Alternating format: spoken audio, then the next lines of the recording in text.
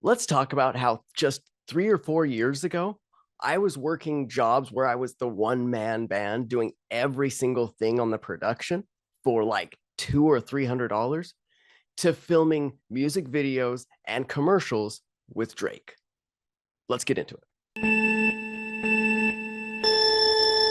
What's up, guys? It's Blaine from Tiny Sparrow Marketing, and today we're going to talk about how you can level up your clients, level up your resume, and just get more experience under your belt when you're just getting started running a social media agency.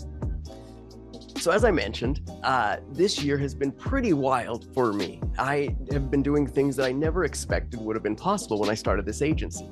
And I guess the only thing that I can tell you or anyone else about how I got here is that old saying that the harder I work, the luckier I get.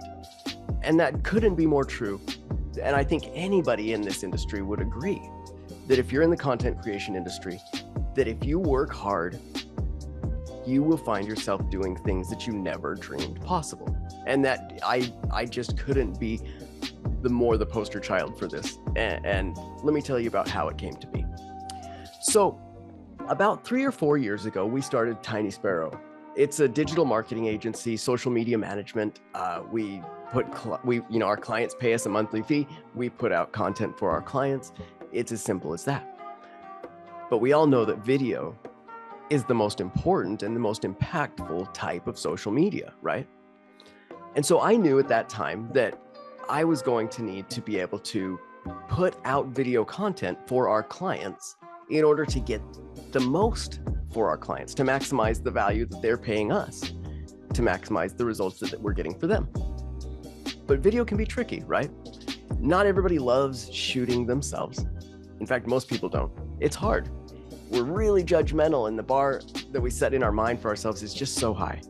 But I knew that we as an agency would need to be able to provide that to our clients. So my partner, Idolina, she works in TV. She's worked in TV for 12, 13 years, in news specifically. She's a meteorologist and an anchor on morning TV right now. Well, she's very good at helping people to come across as confident and charismatic on camera. So I knew that if I could get my act together with cameras and lights and microphones, that with her help, we could help our clients to look the best possible, sound the best, and create top-notch content. So we started doing that. And at first I didn't know what I was doing, right? Like any of you guys, I was on YouTube, I was watching videos, I was trying to find out what the right gimbal to buy was, what the right camera to buy was, what the right recorder, all these things. And I was learning on the fly, guys. Like, I didn't know what I was doing, but I was doing it. And throughout the first few years of starting our agency, we didn't have very high-paying clients for two reasons. Number one, we didn't have a reputation, so nobody was calling us. And number two, we didn't know how to bill and we didn't know how to charge. So we were constantly undercharging, which that low price tag was attracting low-end clients. And those two things combined just didn't lead very far, very fast. But with some time, I started to make some contacts and to get more exposure to the industry. I started to film behind the scenes for other people's content productions. And that was key for me. For me, that was a big key to leveling up my experience and the type of people that I've been able to work with. So I started shooting behind the scenes of larger productions, music videos, commercials, photo shoots, all these things where I definitely wasn't skilled enough to be a person on set, on crew of the production. But I was good enough to capture what was going on behind the scenes. And I love that. I still love that. It's one of my favorite things to do. I would do it forever if it paid the bills enough and I could do it forever. So I did that for a few years and I started to get familiar with the world of production.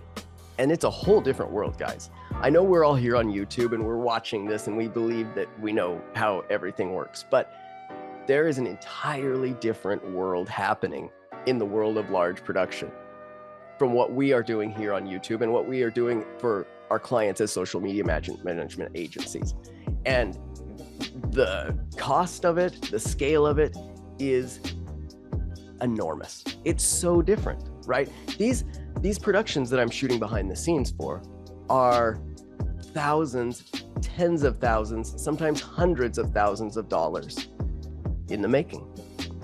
Where at the time, I don't think that I had worked a single job that had paid me any more than $1,500.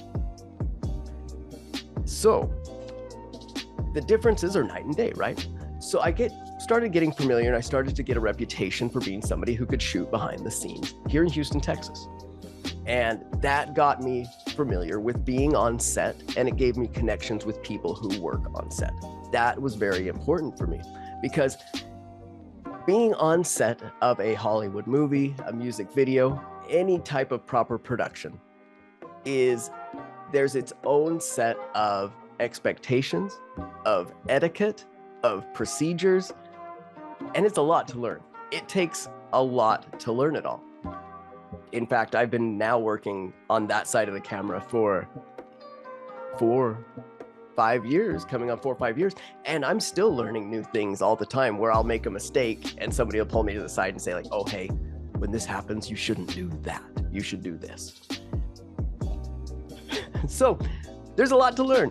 But as I continued to shoot behind the scenes, I learned more and more of the etiquette, and I learned where I could be at what times, where I shouldn't be, what different terms mean, different things that they say on set that are basically code to anyone else, but it's a form of communication and a language to people who work in production and who work on set. So I learned the language, I learned the customs, I learned the policies, the procedures, the etiquette. And with that came invitations and opportunities to become a part of the crew that are working on these big productions. So now I'm moving from being somebody who's shooting behind the scenes, capturing what these people are doing, to being one of the people doing the stuff. And now there are people here shooting behind the scenes, capturing me doing this type of work, which is wild. It's crazy. I never would have dreamed that getting into this, that I'd be working with big production in any capacity, behind the scenes or on crew or at all. It wasn't even one of my wildest dreams. And when I started working behind the scenes, I could have never pictured that I would one day be a person on the crew. But here we are now, 2-3 years later. I'm working hard. I'm getting more and more lucky. I'm developing relationships, and I'm now being able to work in the production as a camera assistant. In fact, this is my shirt I wear on every single camera, every time I work on a job where I'm a camera assistant.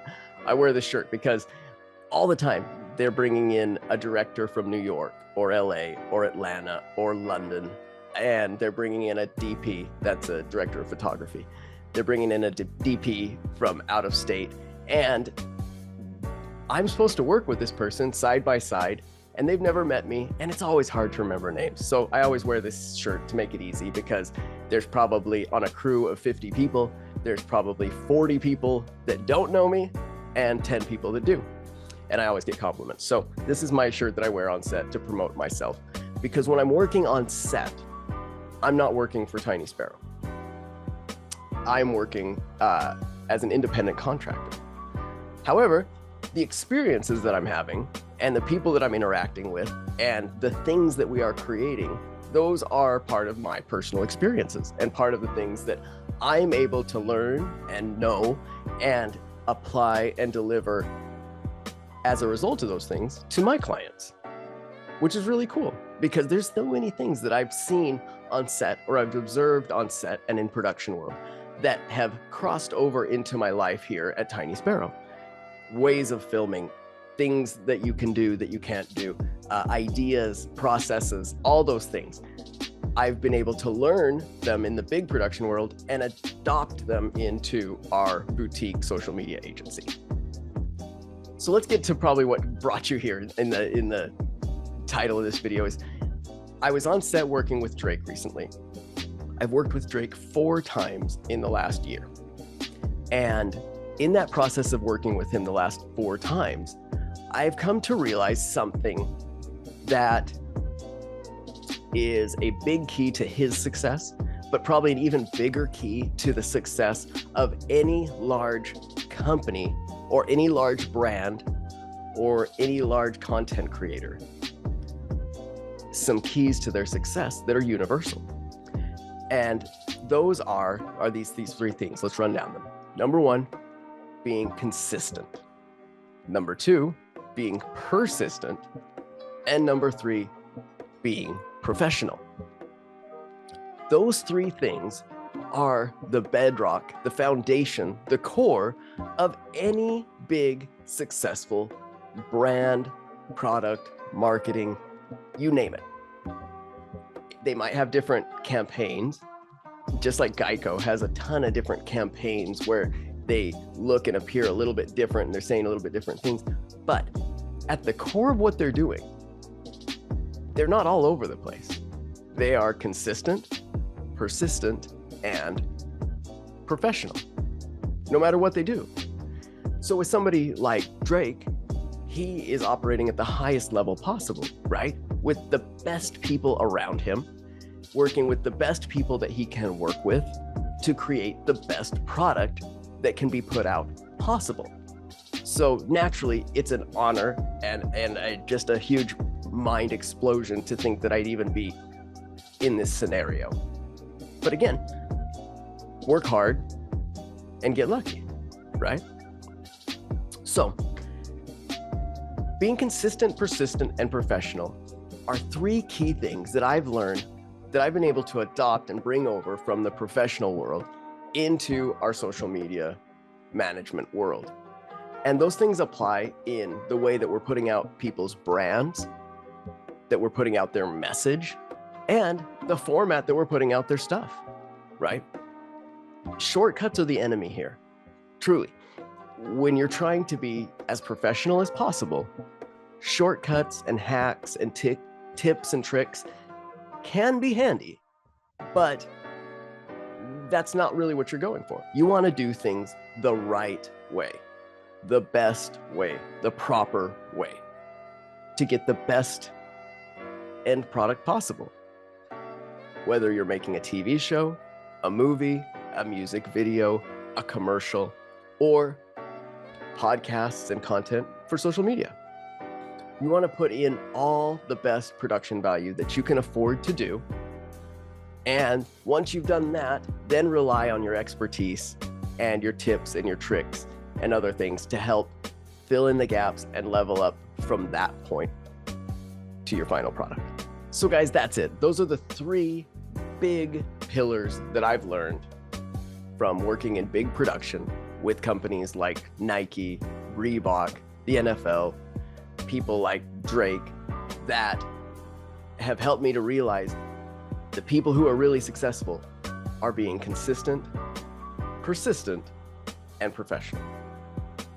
And if you can carry those things over into your business, whatever it is, whether you're creating content or whether you're a company that's doing accounting or roofing or landscaping, whatever it is, being consistent, persistent, and professional in your branding, in your messaging, and in your presentation are going to be the most helpful and the most meaningful things that you can do over time for your brand and for your social media and for your promotion.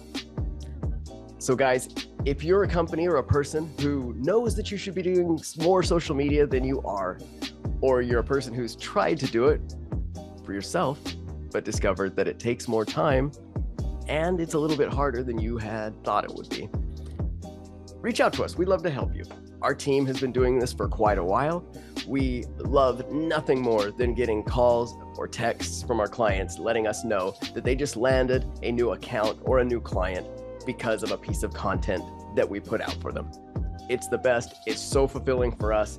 We love helping companies like yours. So if you're somebody that needs a little bit of help, a little bit of advice, or somebody to just do it for you, reach out to me. We'd love to help you. And until next time, guys, I'll see you in the next one. Peace.